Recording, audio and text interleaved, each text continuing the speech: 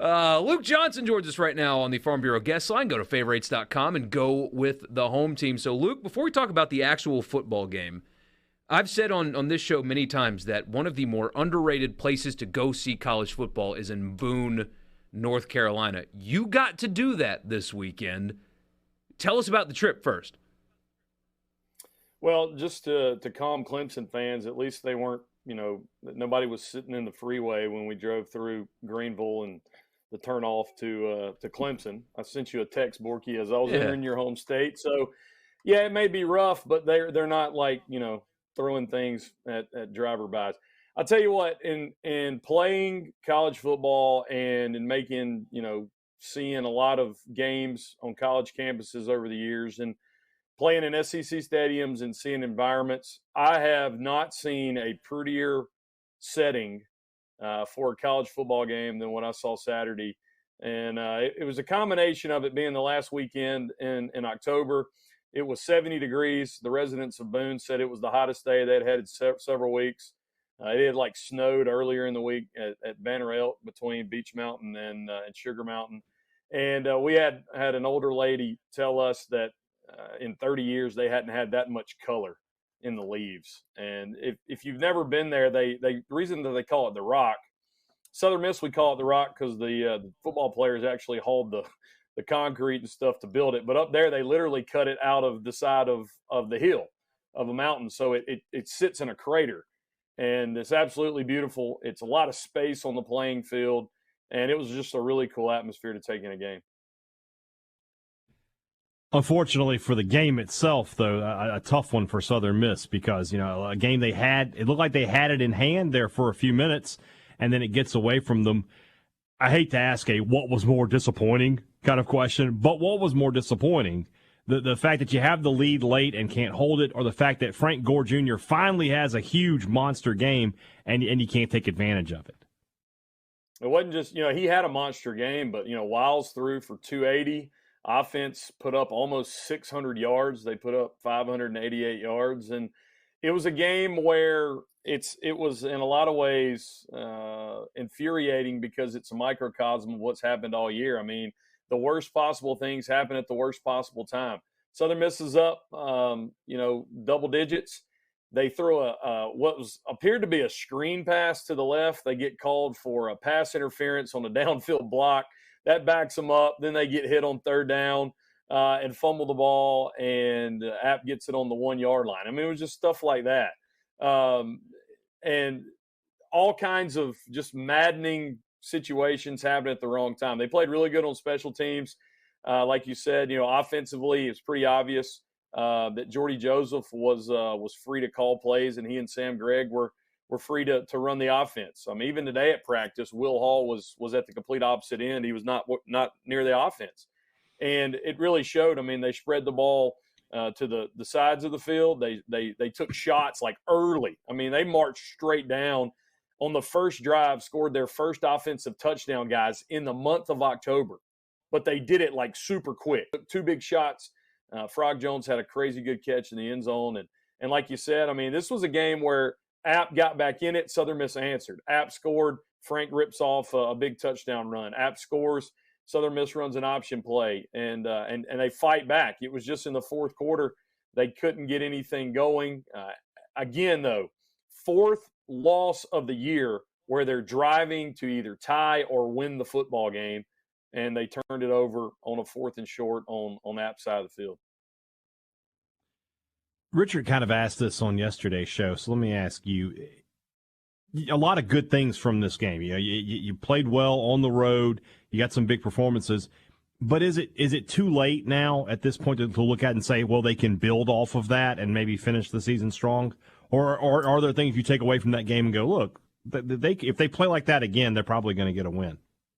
Yeah, I think it's more of the second. What's frustrating about this one is back-to-back weeks you've lost the worst two ways to lose a football game. You get blown out and embarrassed.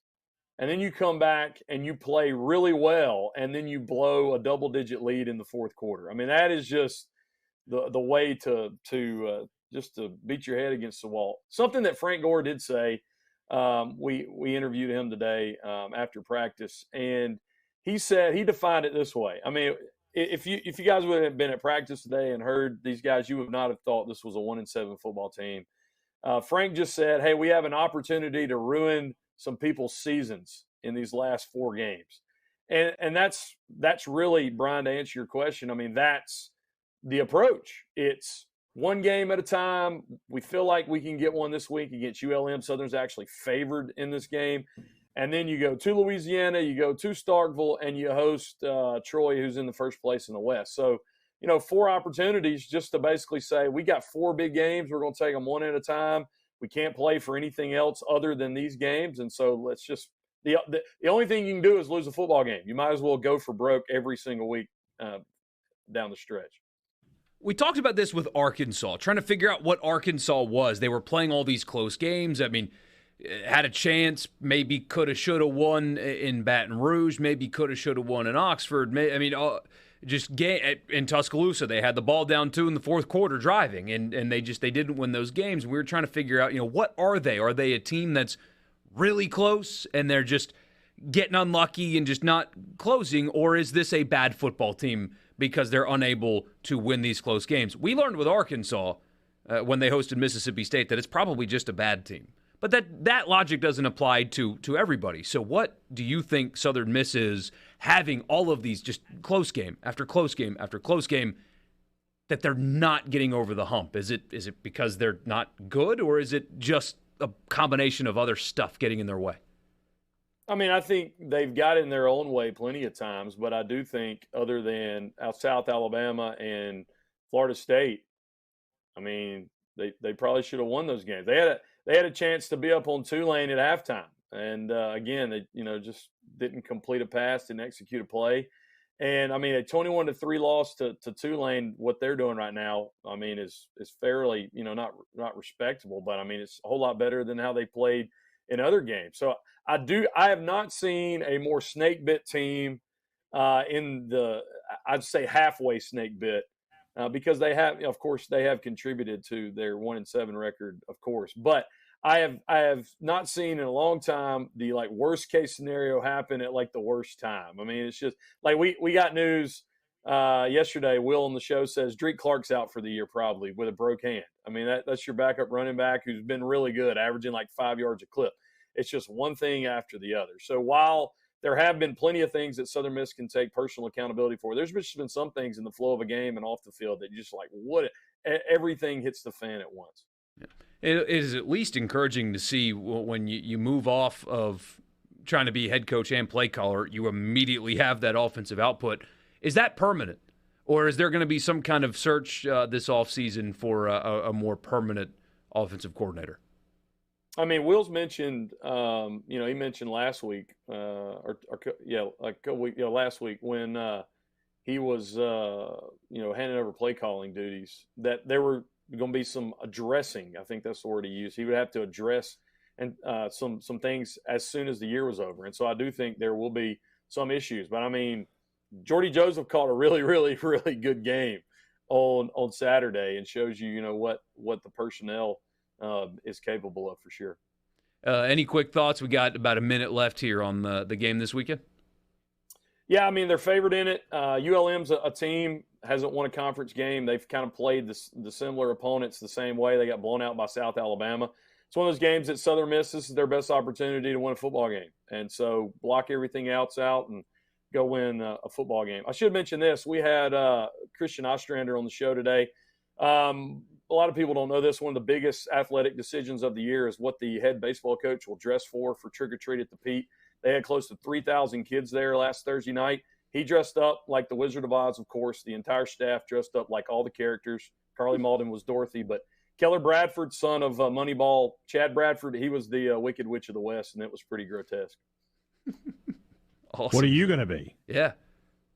I am going to be like a functional PhD student, because I will probably be writing a seminar paper, continuing to write that tonight.